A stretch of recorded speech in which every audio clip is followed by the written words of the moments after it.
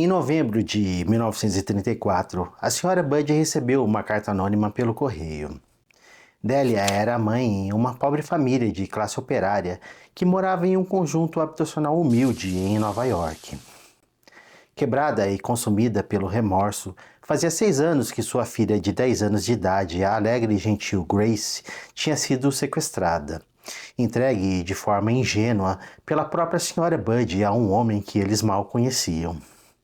Um velho de aspecto frágil e um bigode engraçado que veio bater à porta da família, oferecendo emprego ao seu filho mais velho Edward, de 18 anos. Analfabeta e sem ter ideia do que tratava a carta, a senhora Budge pediu imediatamente ao rapaz Edward que lesse para ela em voz alta. A epístola infernal começava assim: Minha cara senhora Budge, em 1884, um amigo meu, capitão John Davis, embarcou como trabalhador braçal de convés no vapor Tacoma. Ele navegou de São Francisco para Hong Kong, na China. Quando chegaram lá, ele e outros 2 foram para a costa e se embebedaram. E quando se deram conta e voltaram, o navio já havia partido. Eles ficaram lá e aqueles eram tempos de fome na China. Carne de qualquer tipo custava de $1 a $3 por libra. Tão grande era o sofrimento entre os muitos pobres que, naquela época, crianças pequenas desapareciam e acabavam sendo vendidas como comida para satisfazer a fome das famílias. Um menino ou menina de 14 anos não estava seguro nas ruas. Você podia ir a qualquer açougue e pedir um bife ou outro corte de carne, e até mesmo carne moída. E do corpo nu de uma criança seria trazida exatamente a parte desejada. E falando de partes, o lombo de meninos ou meninas era a parte mais doce do corpo e era vendida como costeleta de vitela pelo preço mais alto. Meu amigo John ficou lá por muito tempo e acabou adquirindo um gosto por carne humana. Logo depois ele conseguiu voltar para Nova York. Naquela época eu morava no número 409, na rua 100, e John sempre me dizia, frequentemente me contava, como a carne humana era boa. E foi então que eu decidi experimentar. Essas foram as primeiras linhas que Edward Budge leu em voz alta para sua mãe chocada. Mas o que vinha a seguir naquela carta macabra era muito pior.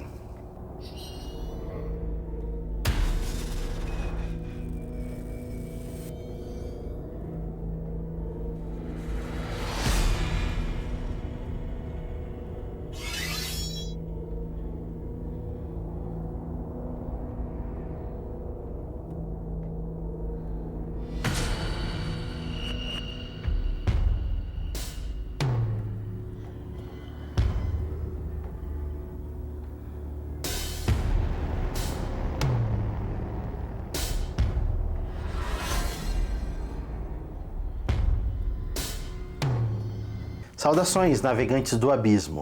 Vivemos em um mundo estranho, onde conspirações e mistérios existem logo abaixo da superfície da realidade que acreditamos conhecer. Se você tem curiosidade e deseja se aprofundar em assuntos como o sobrenatural, as conspirações, ufologia e o mais profundo de todos os abismos, o abismo escuro da mente humana, então seja bem-vindo a esse canal. Eu sou o Cleitão e você está no Absonauta.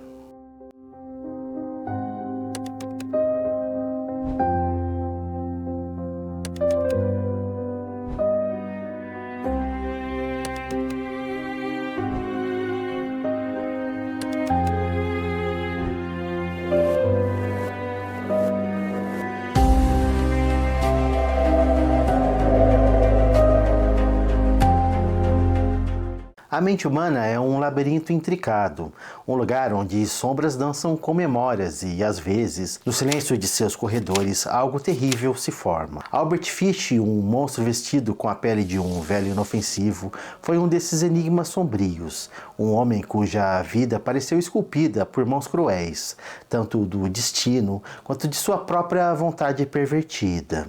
Neste vídeo, Vamos cortar através das camadas de sua mente doentia com a precisão de um bisturi, para expor o horror em sua essência e, quem sabe, encontrar algum sentido para seus atos abomináveis. Washington, Estados Unidos. Em 19 de maio de 1870, nascia o menino Hamilton Fish.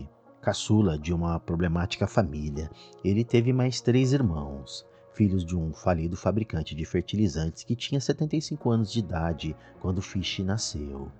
Segundo se conta, seu pai era um fanático religioso, severo e indiferente com os filhos, e a mãe, uma mulher que era quase 40 anos mais jovem, sofria de mais de um tipo de demência. Ela ouvia vozes e alucinava. Aliás, essa parte da família tinha um extenso histórico de doenças mentais. 7 parentes foram diagnosticados com psicose. Um era alcoólatra, 2 morreram no hospício e outros foram descritos como completamente malucos. O pai de Fish morreu de doença do coração quando ele tinha 5 anos. Sem condições de criá-lo, sua mãe o enviou para o orfanato público em Washington chamado St. John's, onde ele ficou internado até quase completar 10 anos de idade. A passagem por aquela instituição, nas próprias palavras dele, arruinou sua mente. Magrela e desajeitado, foi alvo da hostilidade das outras crianças. Ele urinava na cama com frequência e tentou fugir por diversas oportunidades. Por causa de seu nome de batismo, Hamilton era provocado constantemente pelas crianças com o apelido Remenegs, que odiava. Passou então a se chamar Albert, em memória de um de seus irmãos que havia falecido. No orfanato, Fish teve uma professora que submetia os alunos mais agitados e desobedientes a um peculiar método educativo. Ela obrigava os infratores a ficarem pelados na frente dos outros meninos e meninas e aplicava neles uma humilhante surra com uma tábua. Essa experiência cavou uma fissura profunda em sua psique. Mais tarde, disse que o que ele aprendeu foi desfrutar de tudo que doía. Ele começou a se sentir excitado pela dor física. Sentia prazer em ser machucado e em ver os outros sendo machucados também. Essas surras, longe de dobrá-lo, acenderam uma chama perversa, uma semente de sadomasoquismo que germinaria em horrores futuros. Foi por volta de 1880 que sua mãe, depois de arrumar um emprego, o resgatou, mas o dano já estava feito. Precocemente sexualizado, Albert sentia atração tanto por meninas quanto por meninos.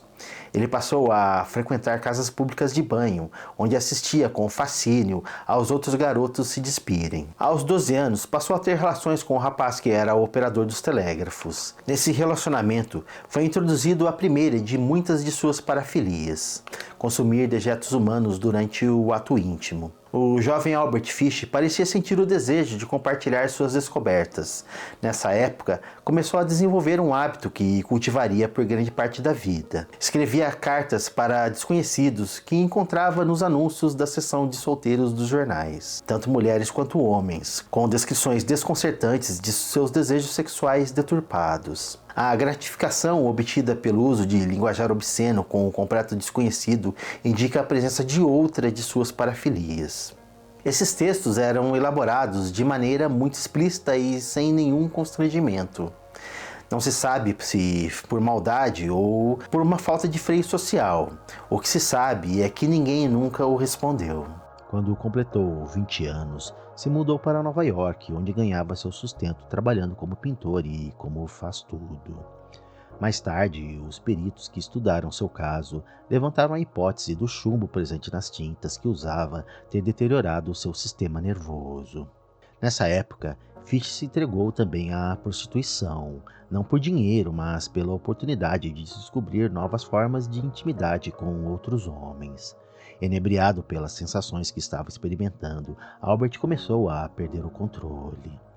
Confessou depois que se aproveitava de sua ocupação como pintor itinerante para passar despercebido enquanto escolhia suas primeiras vítimas, geralmente crianças negras vulneráveis de menos de 8 anos em bairros pobres, onde, ele sabia, havia menor probabilidade de chamar a atenção das autoridades.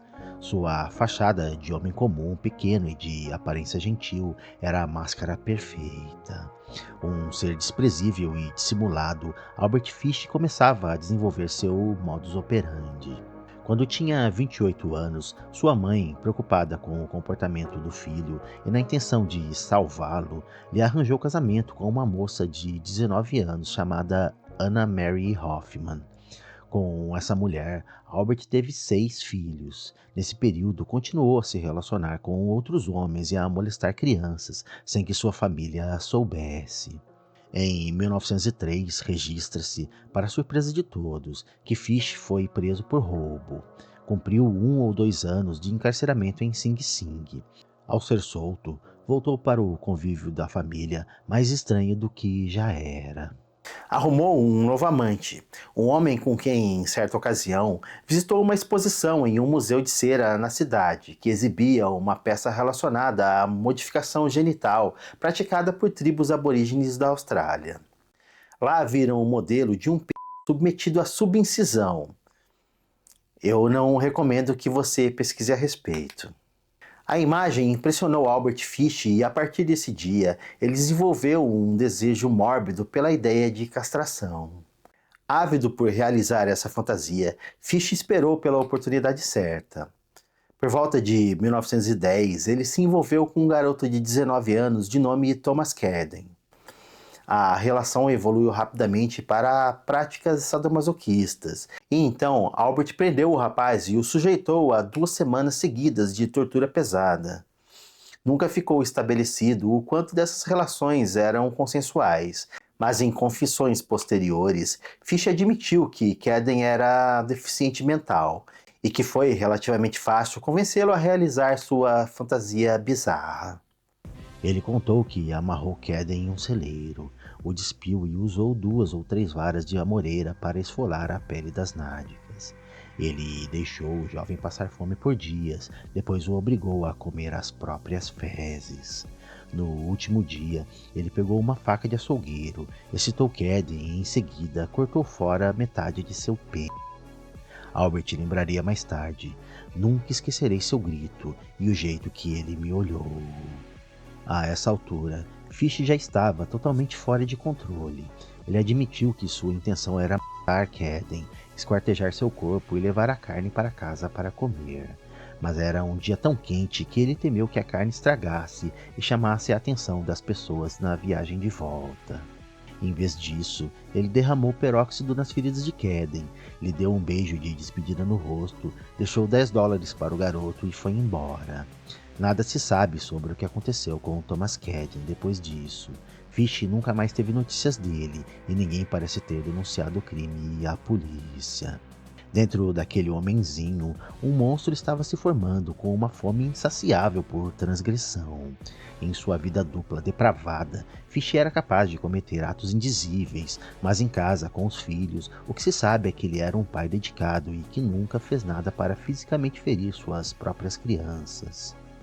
No entanto, sobre abusos que cometeu, conta-se que, a certa altura, serviu carne crua para seus filhos e ficava os observando comer.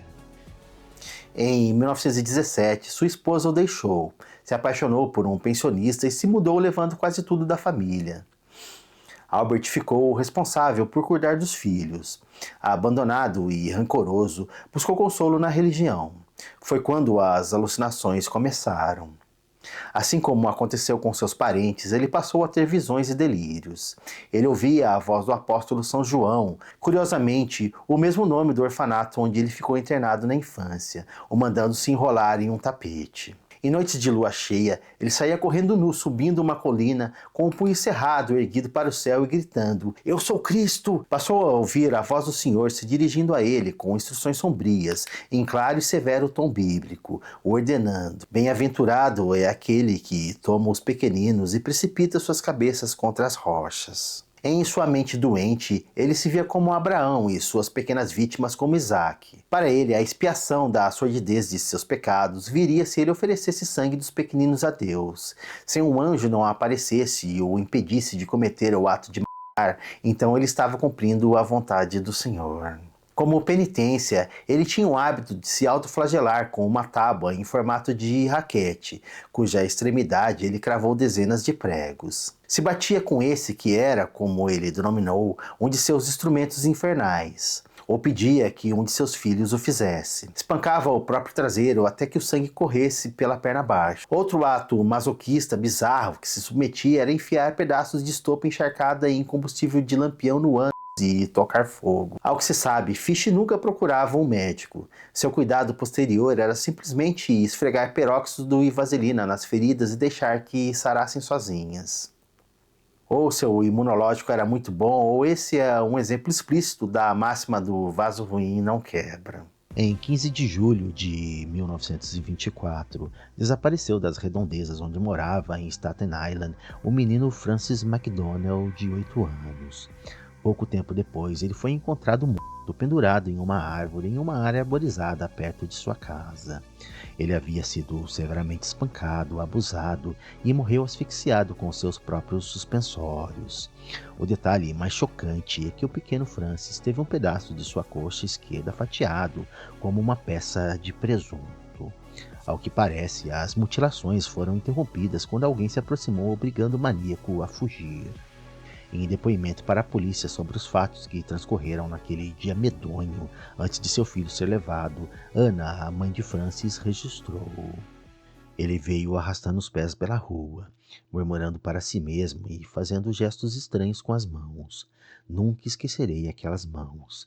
Estremecia ao olhar para elas, como elas abriam e fechavam, abriam e fechavam, abriam e fechavam.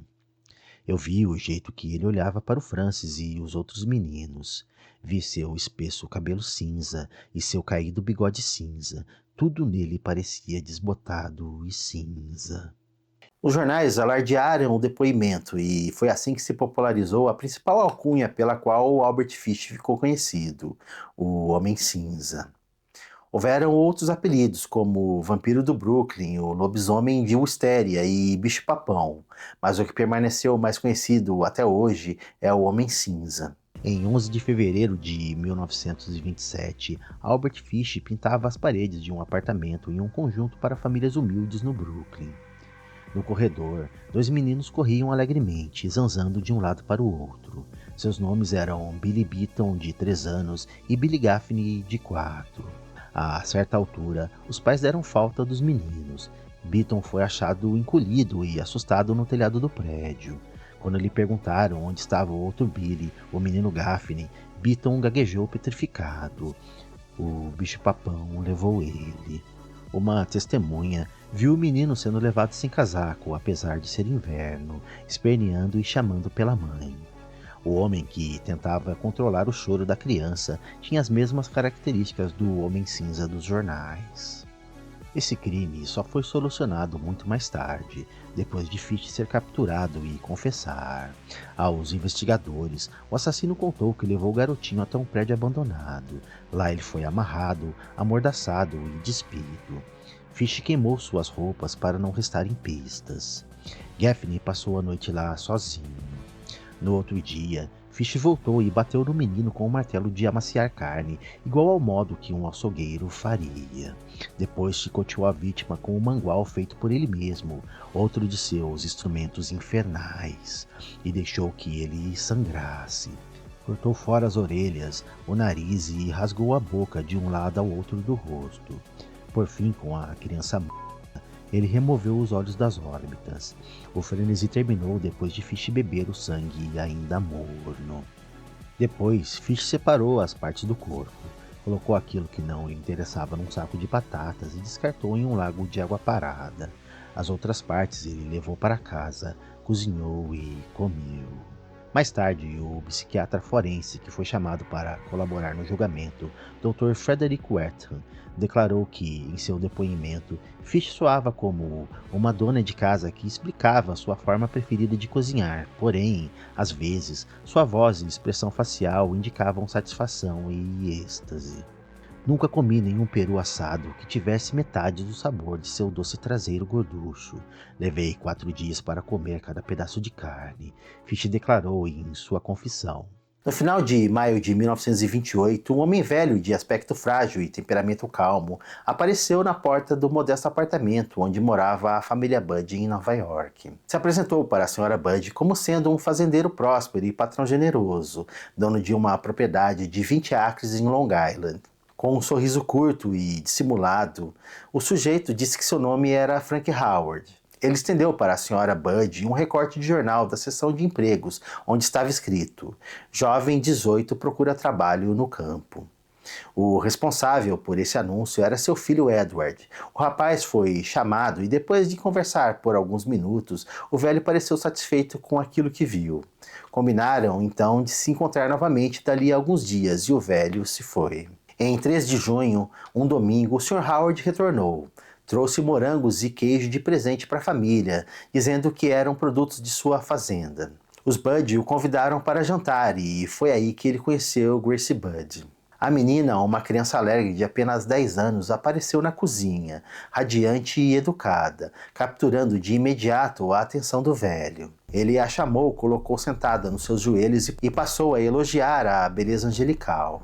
De repente, como se tivesse tido a mais excitante ideia, o Sr. Howard se virou para os pais de Grace e soltou com entusiasmo: Sabe, minha sobrinha faz aniversário hoje.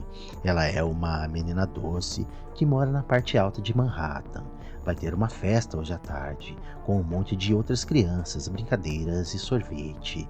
Será que Grace gostaria de ir comigo? Ele estava prometendo que traria a criança de volta antes do anoitecer. Embora um pouco desconcertados pelo pedido, os pais acabaram consentindo. Afinal, o Sr. Howard parecia ser um homem muito distinto, que ofereceu para seu filho um emprego do qual a família dependia. Grace então foi vestida com seu mais bonito vestidinho.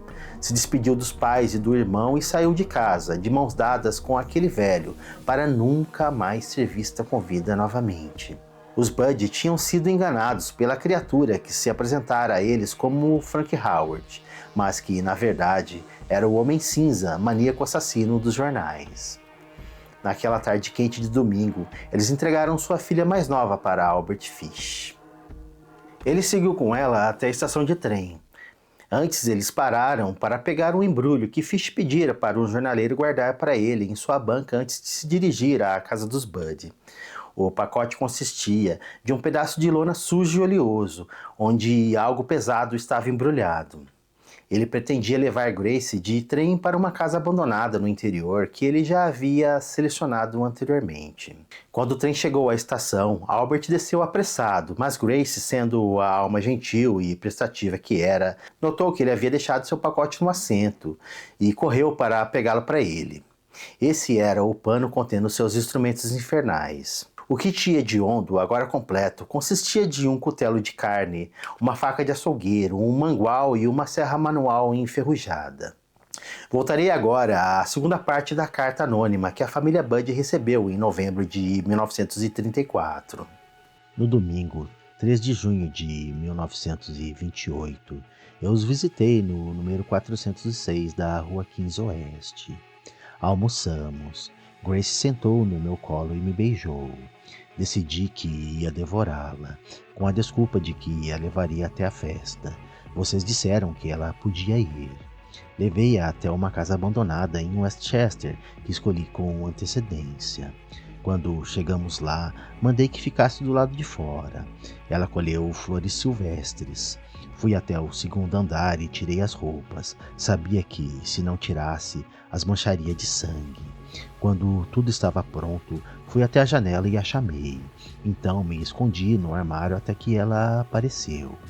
Quando ela me viu nu, começou a chorar e tentou correr para as escadas. Agarrei-a e ela disse que ia contar para a mamãe. Primeiro, tirei a roupa dela. Grace dava chutinhos, mordia e arranhava. Estrangulei até que morresse. Depois cortei em pedaços para levar a carne até meus aposentos. Cozinhei e comi. Como era doce e tenro seu pequeno lombo assado no forno. Levei 9 dias para comer o corpo inteiro. Embora pudesse ter feito, eu não a deflorei. Ela morreu virgem. Desde seu desaparecimento em 28, a polícia de Nova York despendia grandes esforços para localizar a menina Budd e seu sequestrador. Um outro sujeito chegou a ser preso pelo crime, mas depois acabou sendo solto, quando as investigações levaram o detetive do Departamento de Pessoas Desaparecidas, William King, até Fish. Ele acabou sendo pego porque cometeu o deslize de escrever sua carta macabra em uma folha de papel timbrado da Associação Benevolente dos Motoristas Particulares de Nova York. Esse papel havia sido deixado no quarto de uma pensão barata anteriormente ocupada por um funcionário daquela instituição. O homem foi contactado e descobriu-se que o próximo hóspede naquele quarto foi Albert Fish. A polícia então armou uma emboscada, abordaram Albert e tentaram convencê-lo a ir com eles à delegacia para conversar. Em determinado momento, o maníaco sacou uma navalha e tentou cortar o detetive King, mas ele acabou sendo subjugado facilmente, e assim terminava o reinado de horror sádico do Homem Cinza. O julgamento de Fish em 1935 foi um show de depravação. Ele foi extremamente cooperativo com os investigadores, dando detalhes de seus crimes brutais.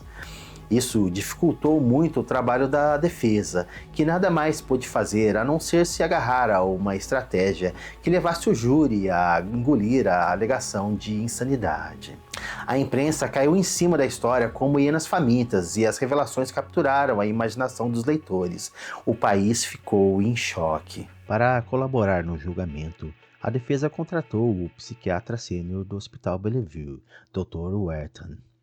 Ao ser examinado pelo médico, Fish acabou criando um vínculo real com ele. Albert nunca antes havia se aberto dessa forma com um ser humano e revelou sem nenhum pudor todos os detalhes de sua vida bizarra. O psiquiatra percebeu que Fish tinha dificuldades para se sentar, então ele explicou para o Dr. Wharton que uma das formas favoritas aplicadas por ele de obter gratificação era introduzir agulhas de costura na virilha, na região que fica entre o escroto e o ânus, e que algumas delas ele não conseguiu tirar e então as deixou lá. O psiquiatra teve dificuldades de acreditar nessa afirmação, então realizaram um raio-x em Fish. Na chapa apareceram 47 agulhas alojadas na região pélvica, algumas delas até mesmo flutuando em sua bexiga. Em seu depoimento diante do tribunal, admitiu que seu alvo primário era o rapaz Edward Budd. Sua intenção era submeter Edward às mesmas barbaridades praticadas contra Thomas Cadden, mas quando viu sua irmã, resolveu na hora levá-la no lugar dele. Além disso, deu detalhes de como preparou a carne da menina Grace para comer, temperando com cebola, cenoura, bacon e como preparou o molho e cozinhou as nádegas dela no forno. Por fim, apesar dos esforços da defesa de retratá-lo como louco, o júri o considerou são. Havia um enorme furor entre as pessoas de vê-lo fritar.